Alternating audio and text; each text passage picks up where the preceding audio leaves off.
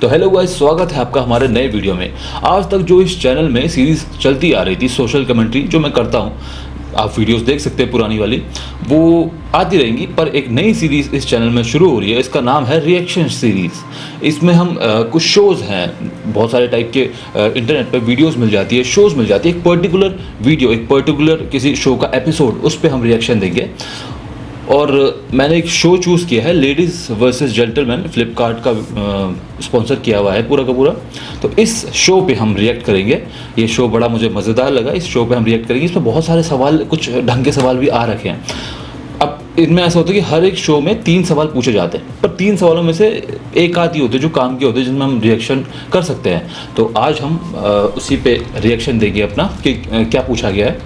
3 सवाल है, मैंने अभी जितना देखा हाईलाइट, एक सवाल लगा मुझे ढंग का। तो होप आपको ये सीरीज़ पसंद आए, मुझे पूरा यकीन है कि आपको पसंद आएगा।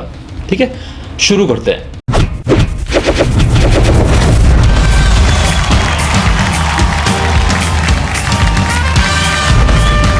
वेलकम टू दुनिया की सबसे लंबी लड़ाई, लेडीज वर्सेस जेंटलमैन।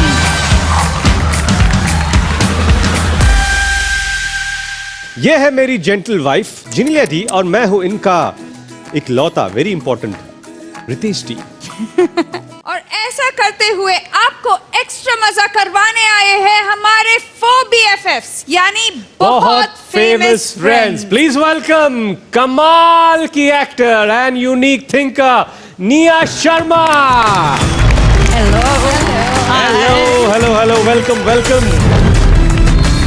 ये तेजा तेजा क्या है? ये Teja Teja Tejasswi Prakash. Hello Teja Teja.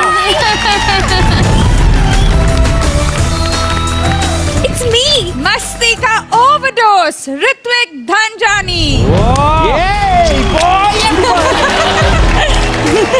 You guys are crazy.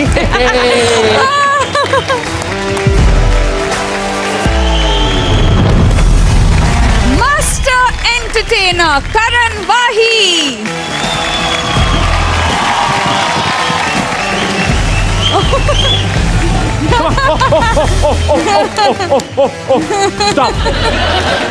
India घूम के आया हूं मैं। क्या बात है, लेडीज वर्सेस जेंटलमैन। और आज का हमारा पहला सवाल है, कितने % लोगों को लगता है कि अगर एक मर्द के मल्टीपल पार्टनर्स हो तो वो स्टड है, लेकिन एक औरत के लिए यही बात उनके कैरेक्टर पर सवाल खड़े करती है? And your 15 seconds start now. Select the right percentage on the slider. This is India. That's not only in India. India को इन चीज़ों में पॉइंट करने का मतलब मुझे समझ में नहीं आता, ये हर जगह होता है।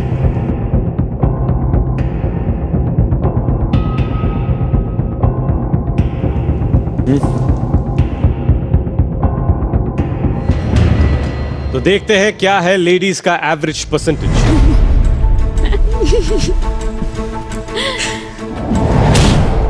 70%। ज्यादा है, बट लेट्स सी क्या है जेंटलमैन का जवाब।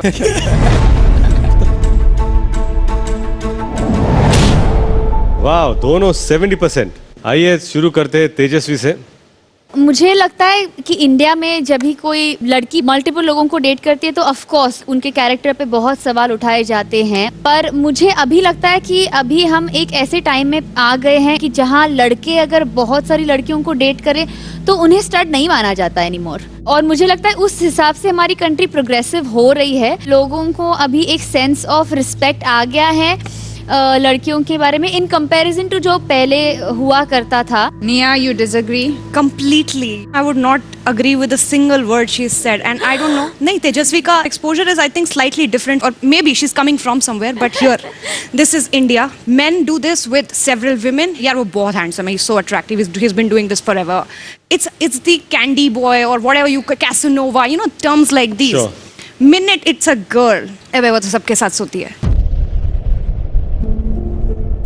Matlab, it's such a derogatory conversation between men about a woman. Even if they have themselves slept with that woman, there is no respect. There is a rule called you don't kiss and tell. But India, you kiss and you tell everybody. Again that's not only happens in India, ये हर जगह होता है। हर जगह लड़के 30 मार खान बनते हैं कि मैंने ऐसा कर दिया, इस लड़की के साथ ऐसा कर दिया। आप कितने सारे अमेरिकन यूरोपियन शोज़ भी देखते हैं टीनेजर्स के लिए जो बने होते हैं, उनमें स्कूल्स में कॉलेजेस में लड़कियों का ऐसे ही बोला जाता है। ये हर जगह होता है। और कुछ शातिर लड़कियां भी होती है जो लड़कों के को लेके ये सब चीज़ें करती है। ये हर जगह होता है। ये इंडिया की ही बात नहीं है, हर जगह होता है। It could be very normal situation around the globe. It's all right. Women sleeping with multiple men, a man sleeping with multiple women. It is all right, man. It's our career choice as long as you're not married. Sure. आप लोग किसी का घर बर्बाद नहीं कर रहे हो, किसी की लाइफ बर्बाद नहीं कर रहे हो। We as a nation, हम कहीं पे भी पहुंच जाए, मैं बोल रही हूँ वो सोच वो इतनी ही है, and it stems from men. Hypocrisy at times. From hypocrisy and to no end. To add to that, this is unfortunate. This is the reality of our life. हम पीछे नहीं है in objectifying women, in judging women on the way they dress, the way they behave.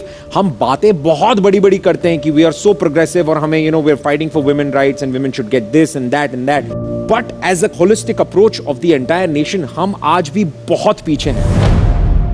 I think it's also it comes from हमारा जो parental system रहा है कि हम हमेशा बोलते हैं अपनी बेटियों को कि बाहर मत जाओ, इट्स अनसेफ। Yes. हमें एक्चुअली अपने बेटों को बोलना चाहिए कि तुम बाहर मत जाओ, you make it unsafe. Yeah. Absolutely. And I feel वो एक पेरेंटल एस्पेक्ट आई होप हमारी जनरेशन आगे ले जाए, जहाँ पे acing trigonometry is less important than the manners game. I completely agree. We are also parents of young kids, 2 boys especially, and together we want to tell our kids कि यार सबसे पहले लड़कियों की या ऑपोजिट सेक्स की जो respect होनी चाहिए वो बकायदा उन्हें सीखना ही है। फॉर बोथ, कि ये हमको हमारे फॉर बोथ, दोनों के लिए होना चाहिए। लड़कियां भी लड़कों की रिस्पेक्ट नहीं करती और लड़के तो चलो ये बोल ही रहे हैं कि नहीं करते, वो तो सच बात है कि नहीं करते। तो दोनों के लिए है ये, दोनों को, लड़कियों को भी ये समझना होगा कि सामने वाला मेल है। आपने हमेशा देखा होगा कि लड़की बोलती है कि आपको तमीज़ नहीं, आपको ये नहीं पता कि लड़की से बात कैसे की जाती है।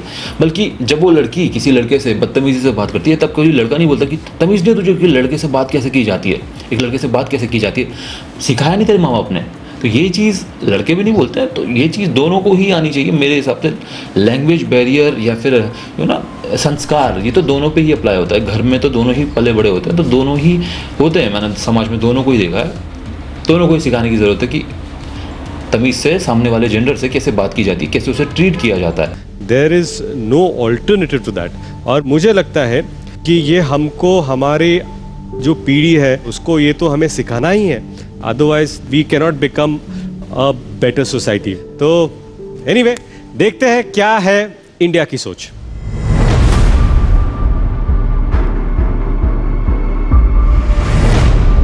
इंडिया की सोच है 58%। इस सवाल का सही जवाब है 60%। अब आते हैं इसके कंक्लूजन में कि ये सब होता क्यों है, ये भी तो जानना जरूरी है ना। मैं ये नहीं कह रहा कि ये सही है या गलत है, पर ये होता क्यों है इसके बारे में मैं आपको बता रहा हूँ। एक लड़का और एक लड़की में यही फर्क होता है कि लड़कियों को इस तरह बनाया गया है कि मेल उसकी तरफ अट्रैक्ट हो। सोशल मीडिया में एक फेक आईडी बना दो लड़की के नाम से, आपको पता चल जाएगा कि लड़के किस लेवल पे लड़कियों के पीछे भागते हैं। रोड पे निकल जाओ, हर जगह लड़कियों को लड़के पाने के लिए कुछ मेहनत नहीं करनी पड़ती है, लड़कों को लड़की पाने के लिए मेहनत करनी पड़ती है। उनके अंदर कुछ होना चाहिए। जब भी एक लड़का 4 लड़की या 6 लड़की या 10 लड़की के साथ घूम रहा हो तो ये चीज़ ज़रूरी पक्का है कि उसके अंदर कुछ ना कुछ होगा। या तो उसके अंदर कोई स्किल होगी, या तो वो बहुत टैलेंटेड होगा, या तो वो बहुत स्मार्ट होगा, या वो बहुत रिच होगा। लड़कियां ऐसे ही किसी लड़के के साथ नहीं जाती है। मतलब जो 8-10 लड़की जिसको हम बोल रहे हो कि 6-7 लड़कियों का ग्रुप बन के घूम रहा है, वो स्टड कहला रहा है। मैं ये नहीं कह रहा हूँ कि वो सही है, पर वो क्यों है? वो इसीलिए है क्योंकि उस लड़के पे कुछ ना कुछ ऐसा होगा जिसकी वजह से वो लड़कियाँ उसके पीछे जा रही है। ऑन द अदर साइड, अगर एक लड़की है वो चाहे तो वो कल ही वो उसके लिए कोई बात ही नहीं है। कोई एवरेज से दिखने वाली लड़की है, एवरेज से बिना स्किल की लड़की, कोई भी लड़की होगी, कोई भी लड़की वो चाहे तो उसके एक बॉयफ्रेंड बनाना उसके लिए कोई भी बड़ी बात नहीं है। 2 बॉयफ्रेंड बनाना उसके लिए कोई भी बड़ी बात नहीं है। मल्टीपल रिलेशन रखना, कुछ भी करना उसके लिए कोई बड़ी बात नहीं है। अपनी बॉडी काउंट बढ़ाना उसके लिए कोई भी बड़ी बात नहीं है। जो लड़कियां, मैं समाज में बहुत सारी वीडियोस देखता हूँ, ये इंटरनेट में बहुत सारी वीडियोस देखता हूँ, उसमें जो लड़कियां होती है वो फ्लॉन्ट कर रही होती है कि मेरा बॉडी काउंट 3 का हो चुका है, मेरा बॉडी काउंट 4 का हो चुका है। मुझे एक चीज़ समझ में नहीं आई आज तक कि लड़कियों के लिए बॉडी काउंट फ्लॉन्ट कब से हो गया। मतलब उनको ये चीज़ किसने सिखा दी कि बॉडी काउंट फ्लॉन्ट करने से वो उनकी इज्जत बढ़ती है? अगर एक लड़की का बॉडी काउंट 2 है, 4 है, 6 है और वो फ्लॉन्ट करती है कि मेरा बॉडी काउंट 6 है, भाई 6 कुछ भी नहीं है। तो कल ही चाहे तो तेरा बॉडी काउंट 60 हो सकता है, परसों ही चाहे तो तेरा बॉडी काउंट 600 हो सकता है। कोई भी बड़ी बात नहीं है तुम्हारे लिए, क्योंकि तुमको कुछ करने की ज़रूरत ही नहीं है। एक व्हाट्सएप में, एक फेसबुक में कहीं जाके स्टेटस लगा दो कि कौन कौन मेरे साथ करना चाहता है। तुम्हें बस इतना काम करना है। वो सारे के सारे लड़के, मैक्सिमम ज़्यादातर लड़के तुम्हें हाँ बोल ही देंगे वन टाइम के लिए।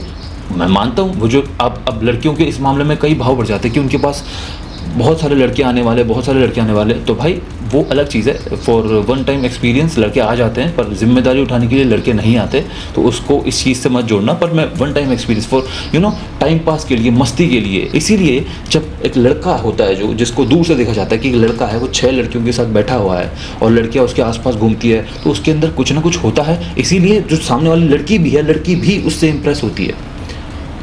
वो अच्छा नहीं है समाज के लिए। मैं तो ये बोलूँगा कि एक लड़कों को भी इतनी जिम्मेदारी उठानी चाहिए कि भाई ये सब चीज़ें ठीक नहीं है, एक लड़की वाला बनो, ये फालतू की चीज़ें बकवासबाजी है। बस ये जब होता है तो सामने वाला जो लड़के भी होते हैं और लड़कियां भी होती है, वो उससे अट्रैक्ट इसीलिए हो पाती है।